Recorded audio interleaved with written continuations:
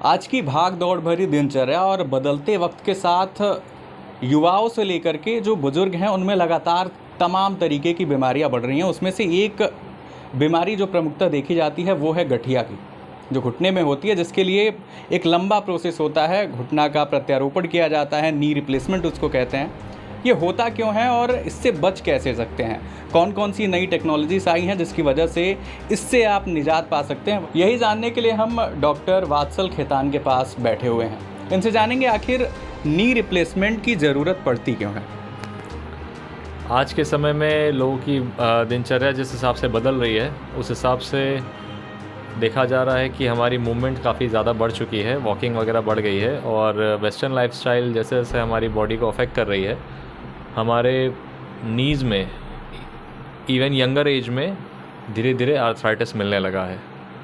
और जिस तरह से साइकिल अगर पंचर हो जाती है, आप पंचर साइकिल नहीं चला सकते, उसी तरह अगर आपका घुटना एक बार घसने लगा और ठीक से काम नहीं कर रहा है तो वो आपके पूरे बायोमैकेनिकल अलाइनमेंट को डिस्टर्ब कर देता है। आपको back pain, hip pain, ankle pain की भी प्रॉब्लम्स स्टार्ट हो जाएंगी और वो आपको अल्टीमेटली आपकी मूवमेंट को अफेक्ट करेगा और आपकी लाइफस्टाइल डिस्टर्ब होगी। सो उसको सॉल्व करके आगे बढ़ना ही एक सही नीति रहेगी हर इंसान के लिए। तो उसमें जैसा कि आपने कहा कि आज के टाइम में कई तरह के नए ट्रीटमेंट पॉसिबल है। ठीक है, हम लोग उसको इनिशियल अर्ली स्टेजेस को मेडिकली मैनेजमेंट करने का ट्राई करते हैं वो, और उसके अलावा उसके योगा, फिजियो, साइकिलिंग, वॉकिंग, ये सारी तरह के एक्सरसाइजेस उसको प्रोटेक्ट करने में और आर्थराइटिस को प्रिवेंट करने में हेल्प करती हैं। बट विद टाइम हमें अब एक एपिडेमिक सा मिल रहा है। जैसे जैसे पेशेंट्स की एज बढ़ती जा रही है, एवरेज एज, वैसे वैसे ओल्ड एज में आर्थराइटिस अल्टीमेटली आ ही जाता है और उस एज में भी पेशेंट के लिए चलना बहुत ज़रूरी है।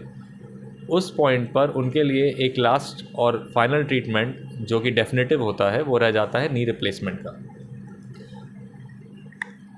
तो ये जो नी रिप्लेसमेंट होता है, एक होता है नॉर्मल नी रिप्लेसमेंट और एक नया तरीका आपने पहली बार गोरखपुर में किया है, वो क्या है, कैसे होता है, उसके बारे में बताइए। अब ये आमतौर पर जो आप लोगों ने नी रिप्लेसमेंट सुना है उसमें हम लोग यूजुअली मांस को पूरी तरह से काट के अपनी जगह बनाकर नी रिप्लेसमेंट करते हैं। बट उसकी एडवांस अप्रोच है जिसमें हम लोग मिनिमली इन्वेसिव टेक्निक से करते हैं। मांस को सिर्फ छोटी सी विंडो बना के हम लोग सारा काम कर पाते हैं। इसके कई फ़ायदे हैं। इसका सबसे मेजर फ़ायदा है कि पेशेंट की रिकवरी बहुत जल्दी होती है। आज किसी भी सर्जरी से पेशेंट डरता क्यों है? सर्जरी होगी उसके बाद वो 3 महीने से 6 महीने चल नहीं पाएगा, उसको उतना सपोर्ट सिस्टम चाहिए, उसको घर से उतनी हेल्प चाहिए। आज मिनिमल इन्वेसिव अप्रोच से करने का फ़ायदा सबसे बड़ा ये मिलता है कि हमारी रिकवरी विद इन 6 वीक्स पूरी हो जाती है। पेशेंट 2 to 3 वीक्स में आराम से चलने लगता है। 6 वीक्स में वो नॉर्मली सीढ़ियाँ वगैरह भी चढ़ सकता है और अपने डे टू डे सारी मूवमेंट्स कर सकता है। तो इस नई टेक्निक के साथ मैंने यहाँ पर एक सर्जरी की है जिसका रिज़ल्ट काफ़ी अच्छा रहा है। जैसा कि इन्होंने बताया, ये पहली मिनिमल इन्वेसिव नी सर्जरी थी। कैसे हुआ, इसके बारे में बताइए। एक 56 ईयर ओल्ड लेडी मेरे पास आई थी जिनको घुटने में प्रॉब्लम थी। उनको कन्विंस करने के बाद वो नी रिप्लेसमेंट के लिए मान गई। नागली अस्पताल में मैंने उनका केस ऑपरेट किया और मिनिमली इन्वेसिव टेक्निक के साथ ऑपरेट करने के बाद 24 आवर्स में हमने उनको चला दिया और सेकेंड डे उनके नी की मूवमेंट 0 to 90 डिग्री तक आ गई थी और अभी वो कंफर्टेबली उसमें चल रही हैं। अभी 2 वीक में मैं उनका फॉलोअप लूँगा। अभी ये सर्जरी किए मुझे 3 दिन हुआ है। सो मेरी समझ से ये अच्छा रिज़ल्ट रहा है और काफ़ी पॉजिटिव रिज़ल्ट रहा है। अच्छा, आप कन्विंसिंग की बात कर रहे हैं। ज़्यादातर ये पूर्वांचल का एरिया है, गांव से जुड़े हुए लोग यहाँ पे आते होंगे, तो कैसे कन्विंस करते हैं? बहुत सारी भ्रांतियाँ, बहुत सारे रूमर्स फैले होते हैं, तो उसको कैसे मैनेज करते हैं? मैं पेशेंट्स को प्रैक्टिकल अप्रोच के साथ आंसर करता हूँ। वो जब भी वो मुझे ये कहते हैं कि उन्होंने किसी ना किसी का देखा है कि रिज़ल्ट अच्छा नहीं है, चाहे वो सबसे कॉमन एग्जांपल अटल बिहारी वाजपेयी का देते हैं कि वो रिप्लेसमेंट के बाद नहीं चल पाए, तो मैं उनको यही रिक्वेस्ट करता हूँ कि पहली चीज़ तो वो 20 साल पुराना सर्जरी था। आज 20 साल में ये सर्जरी बहुत आगे बढ़ चुकी है, इसमें बहुत सारे डेवलपमेंट हो चुके हैं और ये सर्जरी आज इंडिया ही नहीं, वेस्टर्न वर्ल्ड और पूरी दुनिया में डेली में लाखों की क्वांटिटी में हो रही है और अच्छा रिज़ल्ट है, इसीलिए हो रही है। मैंने जहाँ जहाँ जिन भी हाई वॉल्यूम सेंटर्स में काम किया था वहाँ पर पर डे 8 से 10 सर्जरी हम लोग ना सिर्फ करते थे बल्कि उनके फॉलोअप भी देखते थे और वो फॉलोअप जब पॉजिटिव होते थे तो हमें एक पॉजिटिव मोटिवेशन मिलता था कि हम इस काम को और अच्छी तरह से कैसे डेवलप कर सकते हैं। उस टेक्निक को लेकर मैं गोरखपुर आया हूँ इस उम्मीद के साथ कि मैं पेशेंट्स को यहाँ पर और अच्छा इम्प्रूवमेंट के साथ रिज़ल्ट दे सकूँ। पेशेंट्स से मैं यही रिक्वेस्ट करता हूँ कि आप एक बार ये रिज़ल्ट देखें, एक बार काम करने का मौका दें। कुछ पेशेंट्स ऑब्वियसली एप्रीहेंसिव होते हैं, बट कुछ ना कुछ मान जाते हैं और उसके बाद आगे बात बढ़ पाती है। इस टेक्नोलॉजी का पता आपको कैसे चला, उसके बाद फिर कैसे कैसे आपने इसको आगे बढ़ाया, इसके बारे में बताइए। मैंने अपना MBBS और post graduation MS ortho Ahmedabad से किया था। वहाँ पर मेरा एक्सपोजर शैल्बी अस्पताल से हुआ था, जहाँ पर मैंने देखा कि वो लोग जो नॉर्मल नी रिप्लेसमेंट है वो काफ़ी अच्छी क्वांटिटी में कर रहे थे। उस वक्त ही मेरे को ऐसा लगा कि इससे क्या बेहतर कुछ और ऑप्शन है। तो वहाँ एक कॉन्फ्रेंस में मेरी मुलाकात डॉक्टर नीलेन शाह से हुई, जिन्होंने मुझे मिनिमली इन्वेसिव अप्रोच के बारे में पहली बार जानकारी दी।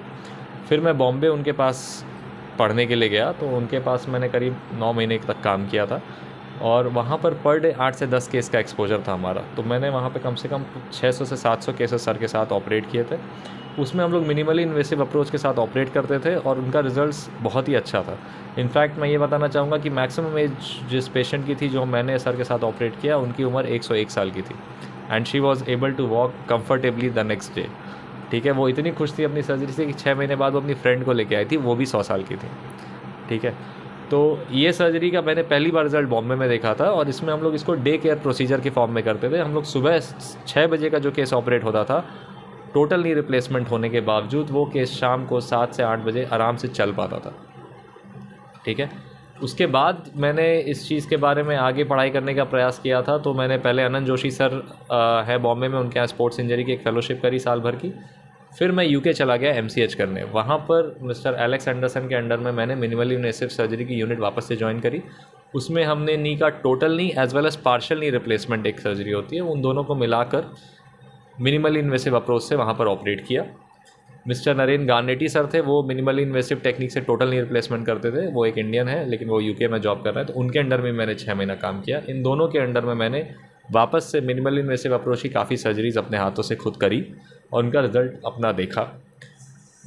उसके बाद लिगामेंट इंजरीज़ के लिए मैंने नी की एक और यूनिट ज्वाइन करी, फिर शोल्डर की करी, फिर स्विट्ज़रलैंड में इंडियन इंटरनेशनल ओलंपिक कमेटी की एक फेलोशिप थी, वो करने के बाद मैं सारी पढ़ाई पूरी करके इंडिया आया। तो अभी मेरा यहाँ पर आने का पर्पस सर, मैं चूँकि गोरखपुर से ही जुड़ा हुआ रहा हूँ ज़िंदगी भर, तो मेरा टारगेट था कि मैं गोरखपुर आके ये services, world class services provide करूँ। अच्छा, नी जो होती है वो काम कैसे करती है और कुछ भी उसमें दिक्कत होता है तो फिर क्या दिक्कत होता है, उसको अगर आप समझा सकें सर। कि ये एक नी का छोटा सा मॉडल है। आपके नी में मेनली 3 कंपार्टमेंट होते हैं। एक आगे का होता है पैटेलोफीमोरल कंपार्टमेंट, एक साइड का होता है ये लेटरल टिबियोफीमोरल कंपार्टमेंट और एक अंदर का होता है मीडियल टिबियोफीमोरल कंपार्टमेंट। इन तीनों कंपार्टमेंट में आपके पास या तो अर्ली स्टेजेस में अगर पेशेंट आ रहा है तो उसको आइसोलेटेड आर्थराइटिस हो सकता है। इंडिया में मोस्ट कॉमन पैटेलोफीमोरल आर्थराइटिस है, जो 60 की एज के आसपास, 60 से पहले ही काफ़ी हो जाता है। वो सीढ़ी ज़्यादा चढ़ने उतरने से होता है, क्योंकि इस कंपार्टमेंट में हमारे पास कोई शॉक अब्जॉर्बर नहीं होता है। तो जो पेशेंट सीढ़ी बहुत उतरते हैं उनको इस कंपार्टमेंट में प्रॉब्लम चालू हो जाती है। दूसरा जो मोस्ट कॉमन हमें मिलता है, पैर आलती पालती मारने से पैर में हल्का सा टेढ़ापन आ जाता है, जो कि हमारे यहाँ इंडियन कम्युनिटी और समाज में आलती पालती मारने की एक बहुत कॉमन रिचुअल है। उस वजह से हमें मीडियल आर्थराइटिस बहुत कॉमनली मिलता है। तो इन दोनों आर्थराइटिस के लिए टोटल नी रिप्लेसमेंट करना is a very far fetched surgery. अगर यही पेशेंट आपको बहुत अर्ली स्टेज में मिल जाए और उनका डेफिनेटिव ट्रीटमेंट चाहे तो आप सिर्फ पार्शियल नी रिप्लेसमेंट से उनका काम कर सकते हैं, और वो सर्जरी सक्सेसफुल इसलिए मानी जाएगी क्योंकि अगर आपको पहले 60 साल की उम्र में लेटरल कंपार्टमेंट ख़राब नहीं हुआ तो वो अगले 40 साल भी ख़राब नहीं होगा। ठीक है, कुछ लोग इस बात से डरते हैं कि अगर ये अभी सर्जरी कराई तो आगे ख़राब हुआ। ऑब्वियसली संभावना ज़रूर है कि उधर ख़राब हो सकता है, बट अगर वो आपकी जो लाइफस्टाइल है उसमें अगर वो ख़राब नहीं हुआ तो आगे भी नहीं होगा। इन तीनों कंपार्टमेंट के अलावा मेनली इसमें लिगामेंट की इंजरीज़ होती हैं, जो यूजुअली यंगर एज में स्पोर्ट्स पर्सन में ज़्यादा मिलती है। डे टू डे लाइफ में वो इंजरीज़ इतनी कॉमन नहीं है। अभी आपका रिप्लेसमेंट जो आप बोल रहे हैं, ये एक टोटल नी रिप्लेसमेंट का मॉडल है। पार्शियल नी रिप्लेसमेंट का मॉडल एग्जैक्टली मेरे पास नहीं है, बट आप गूगल करके उसकी इमेज देख सकते हैं कि उसमें सिर्फ तीनों में से कोई एक कंपार्टमेंट चेंज किया जाता है। या तो सिर्फ पटेला का कंपार्टमेंट भी चेंज कर सकते हैं हम, या फिर सिर्फ अंदर का कंपार्टमेंट चेंज कर सकते हैं, या सिर्फ बाहर का, डिपेंडिंग कि आपकी प्रॉब्लम क्या है। ठीक है, और वो सर्जरी भी काफ़ी सक्सेसफुल है। तो हमारे साथ थे पूर्वांचल के पहले मिनिमम इन्वेसिव नी सर्जरी करने वाले डॉक्टर वात्सल खेतान जी। घुटने से जुड़ी हुई आपकी कोई भी समस्या हो तो आप नीचे कमेंट सेक्शन में हमें ज़रूर बताएं। अगले एपिसोड में आपकी उन सारी समस्याओं का समाधान यहाँ से दे दिया जाएगा। बहरहाल आप NB न्यूज़ देख रहे थे, मैं प्रियांशु आपके साथ था।